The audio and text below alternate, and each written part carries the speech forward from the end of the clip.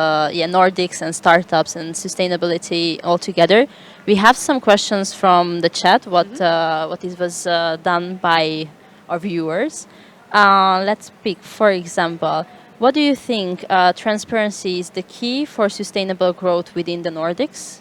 There were some talks about transparency up there. So can you share your thoughts? I think that it doesn't have anything to do with sustainability. I think transparency is really a key in whatever you do, whatever business you do, and being both vulnerable and transparent in what you do and why. I think that could help you in the long run, whatever you do, and especially in not coming in the and getting in the position where you are actually accused for being greenwashing or social washing or whatever. To actually be very open about what you are aiming and how you are trying to reach those goals, because mistakes happens and you can't have every answer. But are you totally transparent and open, you will be fine. Yes. And Thomas, do you have something to Yeah, say? I couldn't agree more. Maybe what I would add is that I think when we talk about sustainability, we are kind of facing a sort of a gold rush. Green is the new gold in a way, and I think that that phenomenon makes it even more critical that all the players are particularly transparent, accountable, and honest about what they're doing, to avoid the scam and fraud that usually goes along any gold rush. So I think it's a very valid question. Thank you. I also agree with the fact that transparency should be a key, but not necessarily regarding sustainability.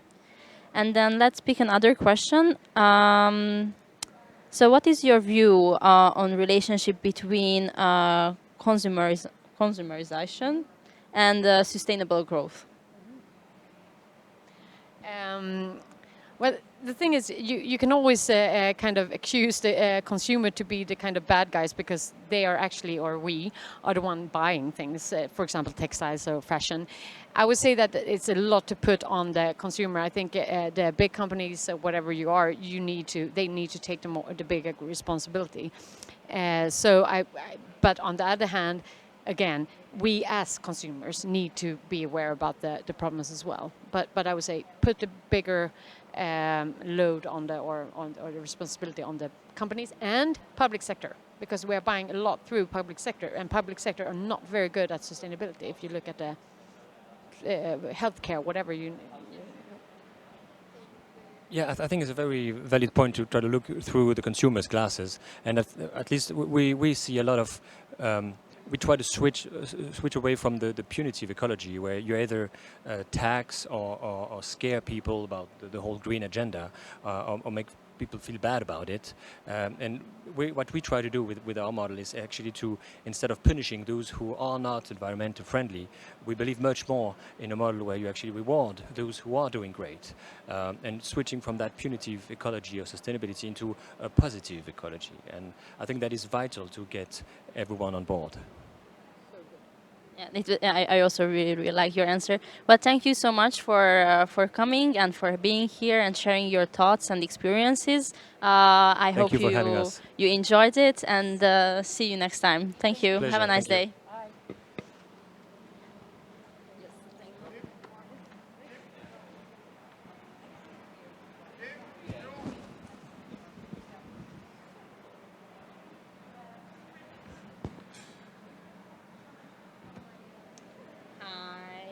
Welcome. Can you share this microphone? Thank you. So we have some questions based on your discussion from the viewers. Do you think the Nordic country is the best place to start sustainable business? Some of this part was already mentioned up there, but maybe you can elaborate on it a little. I can. Then Kim. I think you have to consider the context of the question, because there's a lot of problems to solve also outside the Nordic.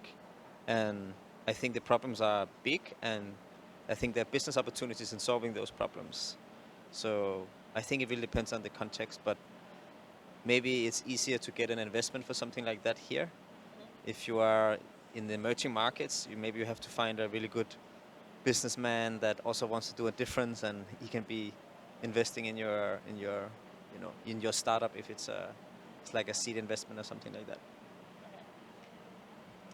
Yeah, I agree to the context, but I do think that the Nordic countries, they care more about the SDGs, the Agenda 2030. We have pressure on us, not pressure, but we must communicate how is this related to a certain goal.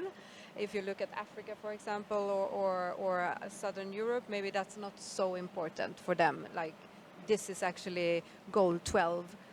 It's more like, what's the business, where's the sales, and here it's more you almost have to be focused on sustainability to be accepted as a cutting edge company.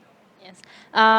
Maybe I can just mention that on Monday we had some talks about this as well, and there I heard something really interesting, that the general wealth being here in the Nordics, which allows the companies to have that much focus on sustainability, and then maybe that's regarding what you said, that in other countries they still fight for having distribution or having suppliers, and in that regards they don't have the luxury to focus on sustainability yet.